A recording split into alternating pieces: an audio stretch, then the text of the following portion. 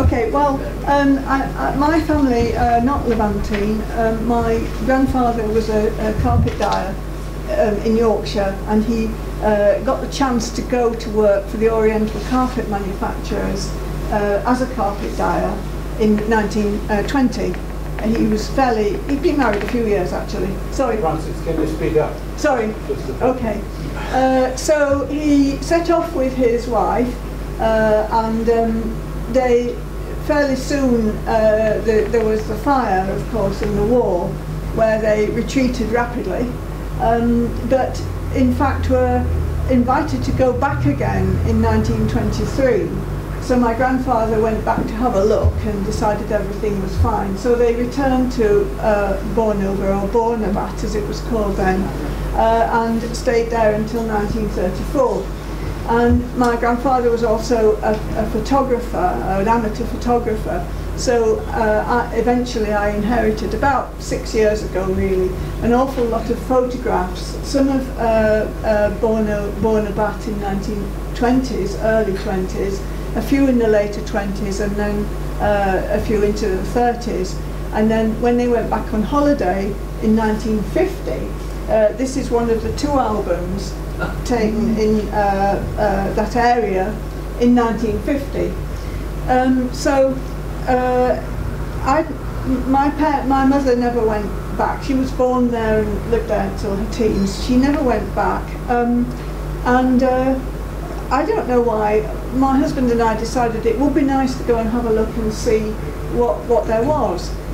So we made a sort of preliminary excursion, staying at a nearby resort, and just went there for a couple of days, and to our astonishment found that a lot of the streets were identifiable from these 1950 photos.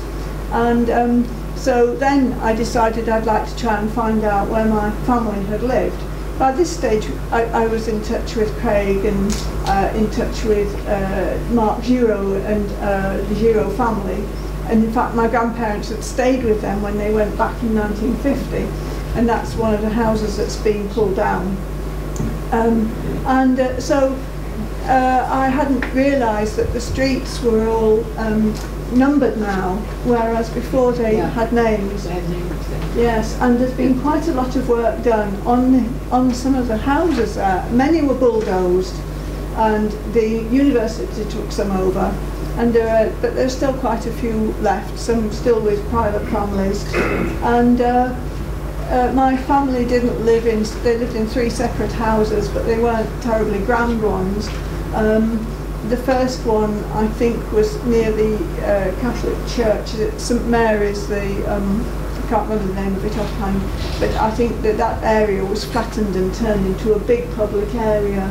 And the second one, house, we did find through walking about and looking at doorsteps and things, because we actually identified it from some doorsteps. And it's now a health clinic, and the health clinic people were absolutely fascinated to hear about my family having lived there, and showed us around the house, which is pretty much as it would have been in 1930, I think. And then the last place that they lived was a convalescent or nursing home.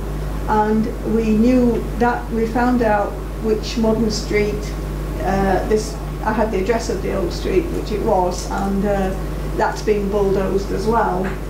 So we couldn't see that, but we know where it was. But anyway, it occurred to me that everybody talks about, the Giraud house, this, and the Patterson house, and so on. But it's very hard if you don't have an address to know where these are. And the other problem is that the house names change, because when somebody from a new generation takes over, it stops being, the Arthur Wilkinson house and starts to be the Mark Wilkinson house, and so on. So it's all a bit shifting sands. And so I thought, well, it would be quite good to see if we can get all the original names of the streets back. Of course, many people use post office box numbers in their addresses. I've seen that a lot in correspondence. So sometimes it's the street address, maybe it wasn't that important then. At the conference that was held here in November, I was persuaded by the editor of Cornucopia, who was here, to apply for one of our grants to get some financial aid with this project, and I applied and I did win second prize. So Cornucopia awarded me £500 to produce a map of Bornova. So that's where I am really, and so I'm trying to find people who have houses, known houses that we know exactly where they are and what the address was.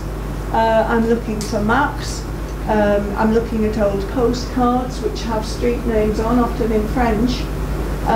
Anything really which we can work out what the names of the streets are. I reckon there are probably maybe about 30 in the area I'm interested in. I think some streets will be very small and won't have a name, or it would have been a very little local name. Some of the streets we do know as well had more than one name in the past. That's another complicating factor. But there we go. So that's where I am, and I think I've got about 4 names so far. So let's say 26 to go or something like that. So I'd be very grateful for any help, and I'm sorry to say that I'm not in the computer brigade, but working with tracing paper and this sort of thing to do overlays of street numbers and names. And I forgot to bring the handouts which I laboriously prepared, which have my name and contact details on.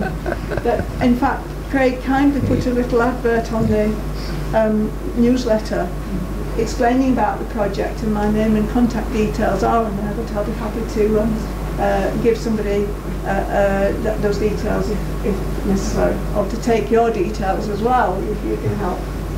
So that's where I am. And if you're interested in looking at this, have a look at it. They're lovely